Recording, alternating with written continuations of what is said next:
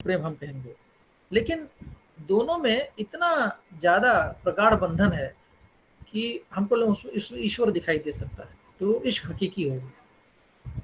वो प्रेम अलौकिक प्रेम के स्तर को उठने लगता है, यही अंतर है। हम आपस में मनुष्य भी बहुत ज़्यादा प्रेम कर सकते हैं किसी से, और इतना इतना शुद्ध शुद्ध या इतना तादा एकाकीकरण हम हो जाए, एकीकरण हो जाए कि वो ईश्वरीय लगने लगता है। मनुष्य ही भगवान बन सकता है। इसीलिए हमारे यहाँ एक कॉन्सेप्ट है, शब्द बहुत खूबसूरत है, महात्मा। महात्मा मतलब महान आत्मा। आत्मा तो हम सबके भीतर है, लेकिन वो महान कैसे बनेगी? जब उसमें से काम, उसमें से क्रोध, उसमें से घृणा, उसमें से पाप के जितने भी तत्व हो सकते हैं जिसको हम पाप समझते हैं, जो हमको छोटा बनाते हैं, वो हट जाए। तो साधक क्या करता है? अपने मन की चित्तवृत्तियों को, जो बुरी चित्तवृत्तियां हैं, है ना, सत्व तम रज जो गुण है, तो उसमें सत्व को बचाकर तम और रज गुण को मारते हैं, यानी तामसिक प्रवृत्तियों को या अन्य तरह की जो बुरी आदतें उसको मारते हैं, तो अपने आप ऊपर उठते हैं। हमारे साधना की पद्धति यही है, धीरे धीरे कुंडलिनी हमारी जागृत होगी और हम तू मैं से ऊपर हो जाएंगे। तो जैसे तू मैं से ऊपर होते हैं, वो प्रेम फिर आध्यात्मिक प्रेम में बदल जाए। आप सबके लिए प्रेम करने लगते हैं, सिर्फ मेरे और तुम्हारे लिए नहीं करते हैं। यही है, सूफी में भी यही चीज़ है, इश्क हकीकी, है ना, इश्क मिजाजी। ये जो है इश्क हकीकी ईश्वरीय धरातल की तरफ उठता है, इश्क मिजाजी जो लौकिक धरातल में। ठीक है, तो यहाँ ठीक ये है सर। बात थोड़ी क्लियर हुई। ठीक है, अब हम एक थोड़ी सी बात बिहारी लाल पर, हालांकि समय मैं मुझे लगा 30 मिनट में हो जाएगा, लेकिन नहीं हो पाया। बिहारी लाल पर थोड़ी सी बात करते हैं, रीतिकाल कवि हैं, और हम 6 बजे तक इस पर बात करेंगे, यानी 20 मिनट हमारे पास हैं अभी। ठीक है ना, थक तो नहीं गए? थक तो नहीं गए? बोर तो नहीं हो गए? नहीं सर, नहीं सर। ज़्यादा नहीं? अच्छा, एक कोई मुझे स्क्रीनशॉट लेकर आप लोगों ने अभी नहीं भेजा है, मैं देख पा रहा हूँ। जब अटेंडेंस सर मेरा क्वेश्चन था सर। किसी ने स्क्रीनशॉट लिया होगा तो व्हाट्सएप कर दीजिए। सर मेरा क्वेश्चन। अच्छा, जिन्होंने अगर नहीं, हाँ, एक मैं आ रहा हूँ, स्क्रीनशॉट जरूर भेजिएगा, है ना, अटेंडेंस का स्क्रीनशॉट जरूर भेजिएगा। ओके, चलिए। सर हम लोग जो हाँ, कुछ प्रीवियस क्वेश्चन था, बताइए। सर हम लोग जो असाइनमेंट थैंक बनाने यू, हाँ वाले बोलिए। थे 2021 का बनाएंगे। नागमती, है ना, नागमती ये बताते हैं कि सामंतवादी समाज में पुरुषों के बिना स्त्री की कोई औकात नहीं, कोई हैसियत नहीं, कोई पूछ नहीं है। इस समाज का जो जबरदस्त चित्रण है, आप जितने श्लोक हैं, सब जितने दोहे हैं, सब में आप उठा के देख लीजिए। तो ये प्रसंग आपकी नोट्स में इस तरह के इस दृष्टि से चर्चा नहीं की गई, इसलिए मैंने आपको इसको जोड़ा। अब जैसा कि हम जानते हैं कि मेहदवी संप्रदाय में जायसी दीक्षित हुए थे, और जायसी का चिश्तिया संप्रदाय से भी संबंध जोड़ा गया था, यानी ये सूफी कवि जो के रूप में है। तो लोग सूफी मत के नजरिए से जायसी का मूल्यांकन करते हैं, और बड़े भारी भारी विद्वान इसके पक्ष में खड़े हैं, लेकिन कई विद्वान इसके विरोध में भी या इसके अलग मत भी रखते हैं।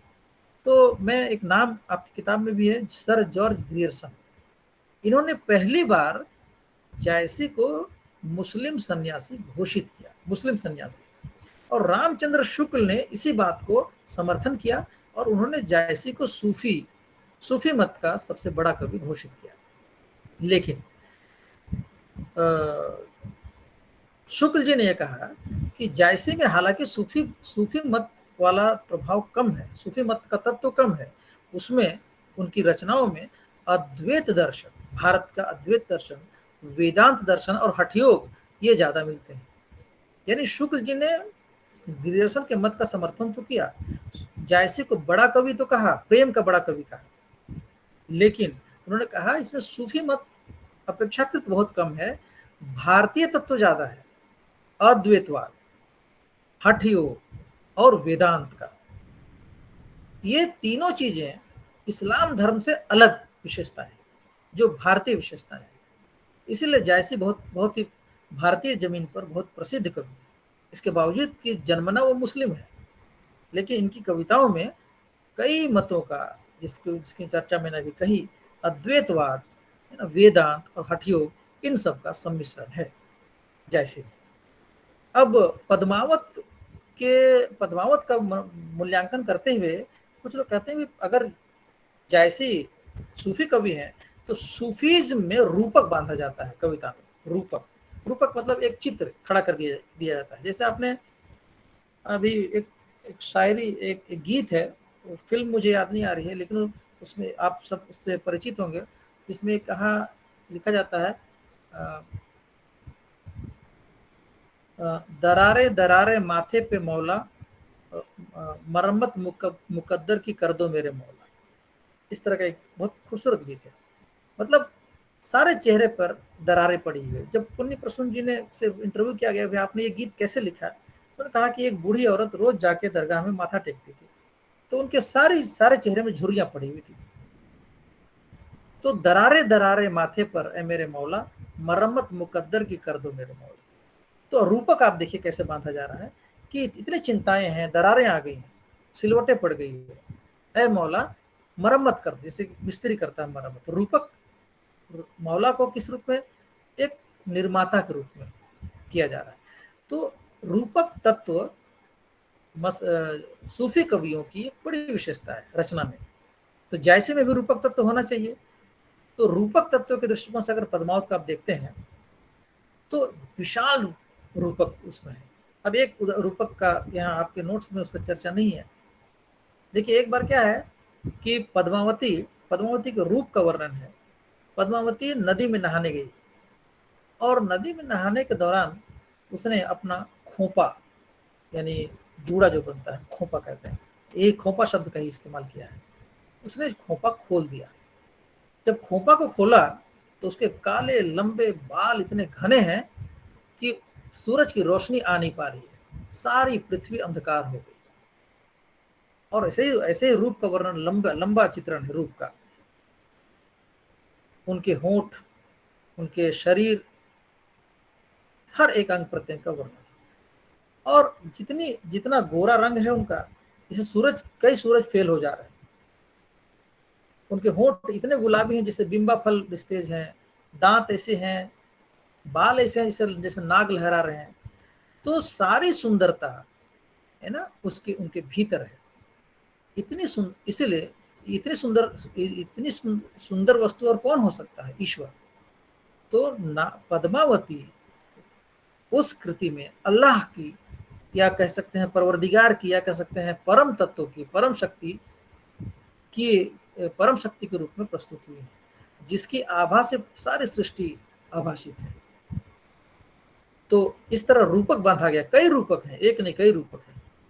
सौंदर्य का रूपक है, विरह का रूपक है ना, जीवन के कई आयामों के रूपक है। तो इस रूपक तत्व के आधार पर जायसी को सूफी मत का कवि साबित करने के लिए कुछ विद्वान अपना मत देते हैं।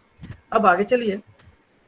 लेकिन फिर भी कुछ लोगों ने कहा सिर्फ रूपक तत्व देने से जायसी सिर्फ सूफी कवि हैं, क्या हम ऐसा कहें या कुछ और भी कह सकते हैं?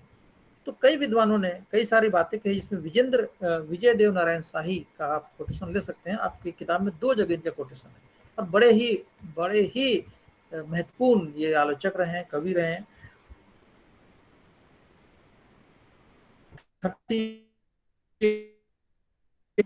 प्रोफेसर विजय देव नारायण शाही के अनुसार जायसी में अपने स्वाधीन चिंतन और प्रखर बौद्धिक चेतना के लक्षण मिलते हैं, जो गद्दियों और सिलसिलों की मठी या सरकारी नीतियों से अलग है।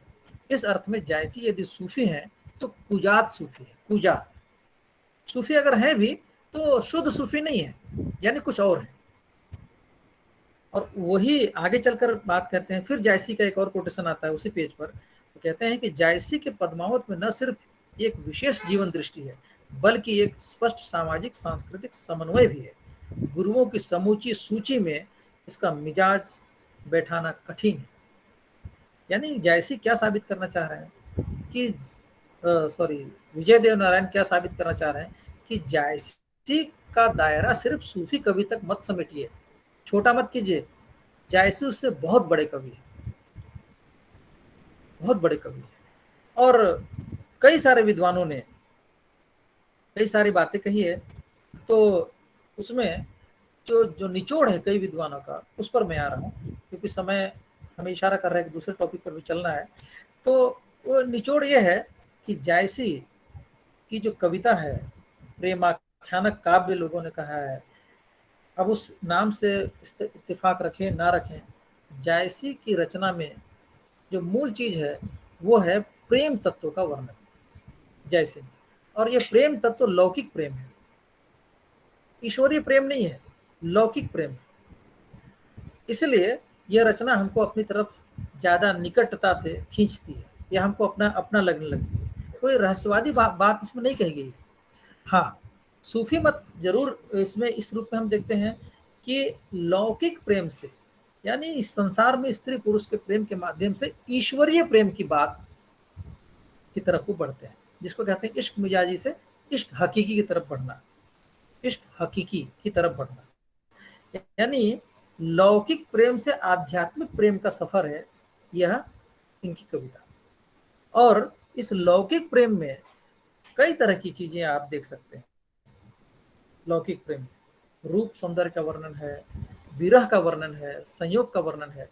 और जैसे इस बात को जानते हैं कि अगर प्रेम का चित्रण भारतीय संस्कृति के अनुसार किया जाए तो विरह, जो प्रेम का जो दूसरा पक्ष है, यानी विरह श्रृंगार, उसी में वही भारतीय चित्रण की एक शैली, मजबूत शैली हो सकती है।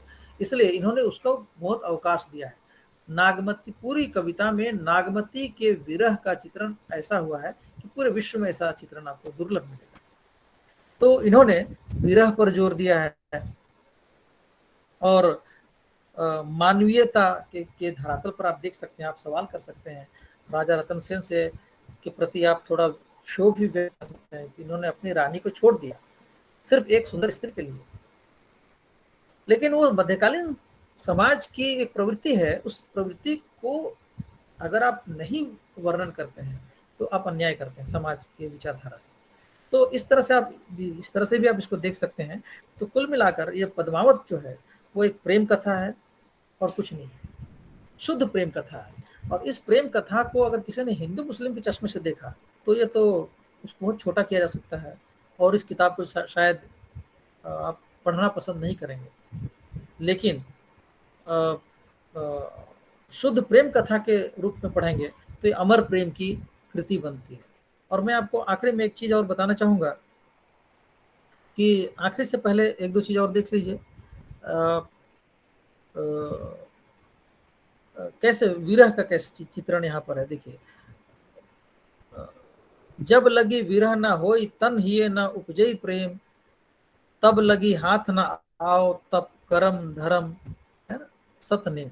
दूसरी जगह किन्निसी पुरुष एक निर्मरा नाव मोहम्मद पुनियो करा, प्रथम ज्योति विधि तोही केर साजी, ओ तेही प्रति सृष्टि उपजही। तो इसमें आप देखिएगा कि जैसे कितनी तड़प है प्रेम वाली कविता में। मतलब प्रेम के लिए ही तड़प हो रहा है। नागमती अपने प्रेम के लिए तड़प रही है, रतन सेन अपने प्रेम के लिए तड़प रहे हैं। और ये प्रेम में जो ऊर्ध्व गति है ये खूबसूरत है। यानी स्त्री पुरुष के लौकिक संबंध से लेकर आध्यात्मिक संबंध तक की यात्रा इसमें होती है। और आखिरी में जो एक बात मैं कहना चाह रहा हूं वो ये है कि चीजें तो चर्चा में बहुत कुछ कही जा सकती है, लेकिन जो चीज है वो ये है आखिरी में कि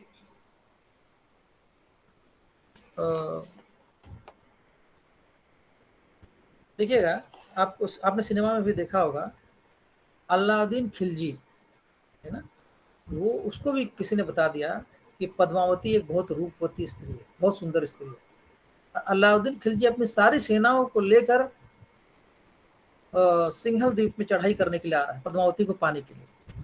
इधर से रतन सेन भी पद्मावती की चाहत में है। और इसी बीच में पद्मावती, सिनेमा में भी इस चीज को दिखाया गया है लेकिन थोड़ा सा रूप बदल दिया गया है। किला को घेर लेता है अलाउद्दीन खिलजी, और जब शत्रु पक्ष को घेर लेता है तो जब युद्ध में मर गए जो बचते हैं को पुरुष दास बनाया जाता है और स्त्रियों को अपने हरम में या अपने किले में रानी में या अपने भोग वस्तु। तो ये बात पद्मावती और उस नगर की जो उस किले के भीतर जो औरतें थी, स्त्रियां थी, उनको ये बात उनके सामने यही समस्या आती है। तो वो है आग जलाती हैं, आग जलाती हैं और जौहर करती हैं।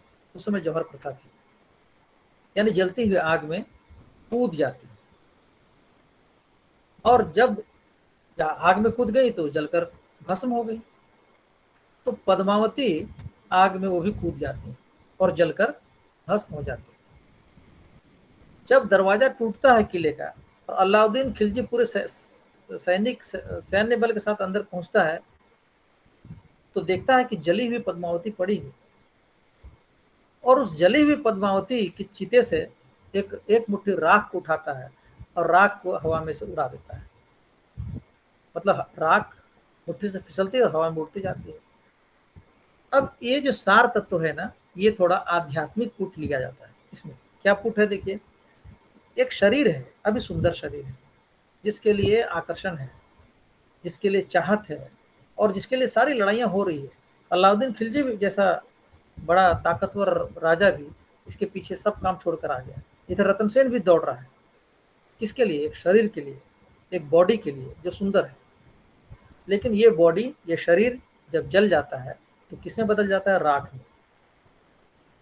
तो क्या इस राख से ही तुमको प्रेम था? ये प्रेम जो मांसल प्रेम है, मांसल प्रेम को एक झटका यहाँ लगता है। यानी मांस या देह का जो प्रेम है, इसी देह के प्रेम के लिए इतनी लड़ाइयाँ, इतनी तड़प। इससे तो बेहतर है उस आत्मा से प्रेम करो जो सदैव सदा सर्वदा आप उसको पा सकते हैं, महसूस कर सकते हैं। तो यहाँ लौकिक प्रेम से एकदम से छलांग होता है आध्यात्मिक प्रेम की तरफ। यानी पद्मावती परम सत्ता है, पद्मावती सब जगह विद्यमान है, लेकिन अलाउद्दीन के लिए राख मिलता है। लेकिन पद्मावती के अगर पद्मावती के उस तत्व से अगर कोई प्रेम करे तो पद्मावती उसको दिखाई देगी। जैसे हम ईश्वर के संबंध में बोलते हैं, ईश्वर तो सब जगह है, सिर्फ एक जगह नहीं है। तो उस रूप में ये लौकिकता के स्तर से ऊपर उठ जाता है, अलौकिकता के स्तर पर। और पूरी कथा में बाकी तो मैंने आपको ये बताया कि सामंती समाज की पूरी वेदना इसमें है। इसमें आपके किताब में 44 नंबर पेज में देखिए, पुष्य नखत सिर ऊपर आवा, हाँ बिनु नाह मंदिर को छावा। पूष का नक्षत्र आ गया है और पानी बरस रहा है, छप्पर चू रहा है। नागमती कह रही कि मेरा घर को कौन रिपेयर करेगा, पानी चू रहा है मकान का, घर का छप्पर वाला घर है। क्योंकि नाह के बिना, नाथ के बिना तो मैं कुछ भी नहीं हूँ। और दूसरा, शरीर को भी मंदिर कहा गया है।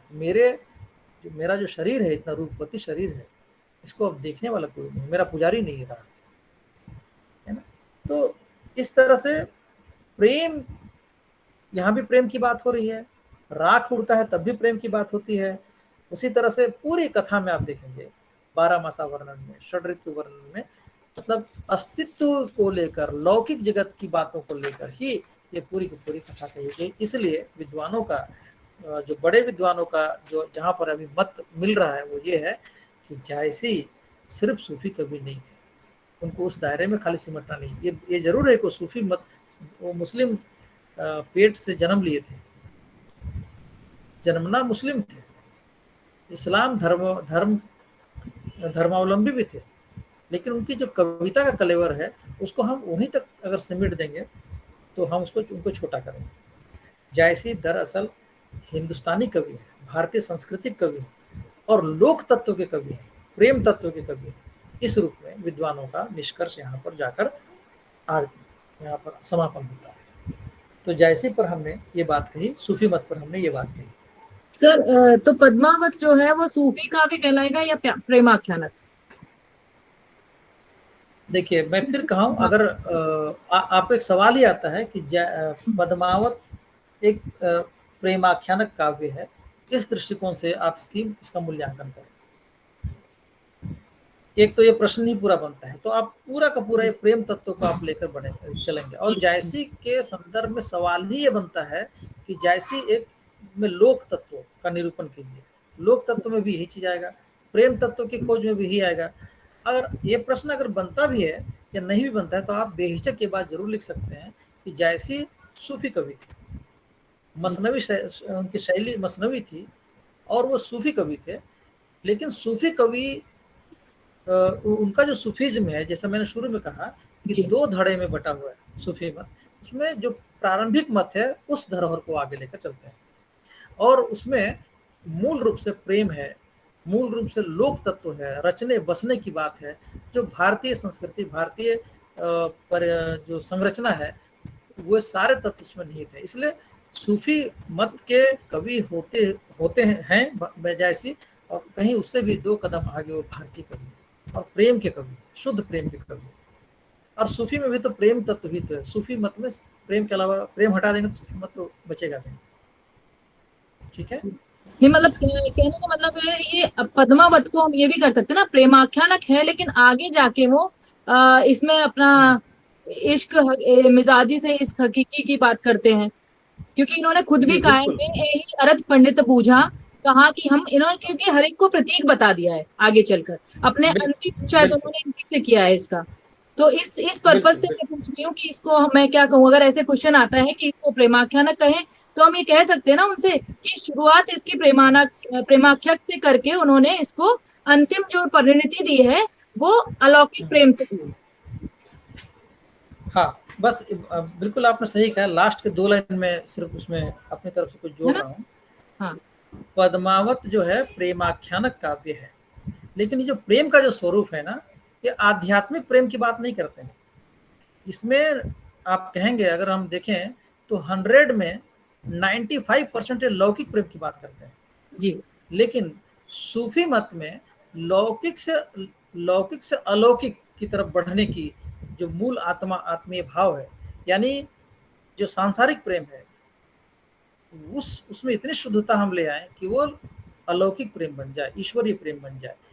ये तत्व भी इसमें निहित है, उसको आप अलग नहीं कर सकते। और अभी भी हम कहते हैं ना, जैसे राधा और कृष्ण क्या है, एक स्त्री एक पुरुष ही तो हैं, लेकिन उनके प्रेम को हम अमर प्रेम कहते हैं। तो हर धर्म में हर जगह पर आप देख सकते हैं, सूरदास ने भी यही वर्णन किया है। घनानंद के संबंध में भी आप यही देखेंगे, सुजान नामक वेश्या से उनका प्रेम होता है, लेकिन वो प्रेम में इतना डूब जाते हैं कि उनके बिना अपना अस्तित्व को गौण मानते हैं। तो हम उस प्रेम को अमर प्रेम कहते हैं और हम कहते हैं प्रेम ही ईश्वर है। तो इस तरह ये प्रेमाख्यान काव्य तो है ही, इसमें लौकिक तत्व कितना है, अलौकिक तत्व कितना है, इस ये जो है ये आपके विचारणीय विषय है। तो इसमें ज्यादातर लौकिक प्रेम की ही बात कही गई है, और लौकिक प्रेम शुद्ध रूप धारण करके या आत्मीय एकाकार रूप धारण करके तदात्मक होके एकीकरण हो जाता है, और ये फिर अलौकिकता की कसौटी पर पहुंच जाता है और अलौकिकता के स्तर पर पहुंच जाता है। ये ऐसा निष्कर्ष आप देंगे।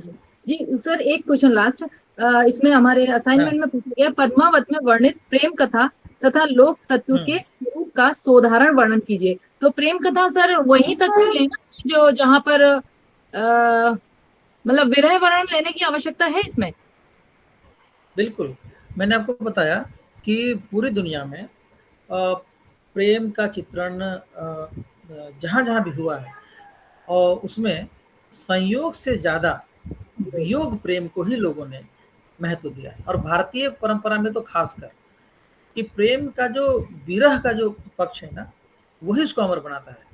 अब हमारे पूरे के पूरे जितने भी, अभी एक किताब आई है, बहुत अच्छी किताब, बहुत पुरानी भी है, वर्ल्ड के 101 श्रेष्ठ प्रेमी, 101 प्रेमियों की कथा उसमें छपी है दुनिया की। और मजेदार बात यह है कि 101 की जो कथा छपी है सबका ट्रेजिक एंड हुआ है, सबका दुखांत हुआ, दुख से अंत हुआ है, मिलन कहीं नहीं है। आपके रामचरितमानस में राम और सीता का मिलन हुआ है क्या? नहीं हुआ। वाल्मीकि रामायण में मिलन नहीं होता है, वीरा से अंत होता है, दुखांत होता है, दुख से अंत होता है। राधा और कृष्ण का मिलन हुआ है क्या? नहीं हुआ है, दुख में अंत होता है। मीरा और राधा का, मीरा और कृष्ण का मिलन हुआ है क्या? नहीं हुआ है। आपके सोहनी महिवाल का, पंजाबी साहित्य का जो आधार स्तंभ है, मिलन हुआ है क्या? नहीं हुआ है। हीर रांझा का मिलन हुआ है क्या? नहीं हुआ है। तो अगर सूर साहित्य से विरह वाला हटा दीजिए उर्मिला का विरह हो, अगर मान ली उर्मिला का उर्वशी का सॉरी उर्मिला का चित्रण यहाँ होता है, विरह ही उसको महान बनाता है। यानी प्रेम का विरह एक ऐसा रूप है जो तपाकर उसको मतलब सोना बना देता है। इसलिए हमेशा हम कहते हैं ना, दुख हमको मांझता, आज्ञा कहते हैं, और हमको एक सीख देता है मांझ कर कि हम अनुभव कर पाए। कई लोगों ने कहा है कि दुख से ही हम एक दूसरे को समझ पाते हैं, इसलिए दुख जरूरी है। वाल्मीकि ने तो कहा कि दुख हुआ तभी तो कविता लिख पाए। हिंदी के कवियों ने कहा है, पंत ने कहा, आह से उपजा होगा गान, चुपचाप भई हुई कविता अनजान। तो काव्यत्व के लिए, सृष्टि के लिए दुख विरह बहुत जरूरी है, तो इसलिए हम उसको बहुत महत्व देते हैं जी। हाँ सर, इश्क मजाजी और इश्क हकीकी में क्या अंतर है? सूफी साधना का मूल आधार है, इसमें इश्क मजाजी और इश्क हकीकी से क्या समझते हैं, पूछा गया। देखिए, इश्क मिजाजी और इश्क हकीकी का अर्थ होता है, इश्क मतलब प्रेम, इश्क मिजाजी मतलब लौकिक प्रेम, और इश्क हकीकी मतलब उस प्रेम में इतनी पवित्रता आ जाए, इतनी शुद्धता आ जाए कि वो ईश्वरीय प्रेम जैसा बदल जाए। यानी लौकिक से अलौकिक प्रेम की यात्रा, सांसारिक से आध्यात्मिक प्रेम की यात्रा। जैसे राम और सीता को आप अगर नायक नायिका के रूप में देखें तो पति पत्नी